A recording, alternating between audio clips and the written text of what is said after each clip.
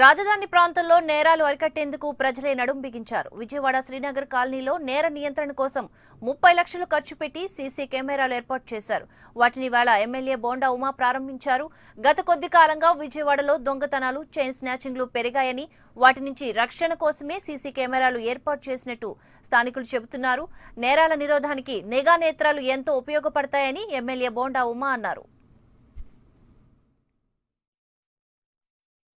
ఈ శ్రీనగర్ కాలనీలో అందరూ కూడా సభ్యులందరూ కలిసి దాదాపు 5 కిలోమీటర్లు ఈ సర్వేల్ కెమెరాస్, సీసీ కెమెరాస్ లైవ్ని ఏర్పాటు చేసుకొని 12 లక్షల రూపాయలు వాళ్ళే డొనేషన్లన్నీ కూడా వాళ్ళందరూ కూడా సొంత డబ్బులన్నీ కూడా ఏర్పాటు చేసుకొని ఇవాళ ఇక్కడ పెట్టుకొని మరి మా చేత ప్రారంభించుకోవడం సంతోషం. ఇప్పుడు ఏ నేరం జరుగుద్దో ఎవరికి తెలియనటువంటి పరిస్థితిలో ఉంటాం.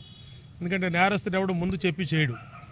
అలాంటప్పుడు నేరాలు జరిగినప్పుడు కానీ, చిన్న చిన్న దొంగతనాలు కానీ, చిన్నటువంటి ఈ మహిళల మీద హెరాస్మెంట్లు కానీ ఏదైనా సరే జరుగుతున్నప్పుడు వాళ్ళని గుర్తించాలంటే కెమెరాలు ఉండాలి. ఇవాళ సాంకేతిక పరిజ్ఞానం అందుబాటులో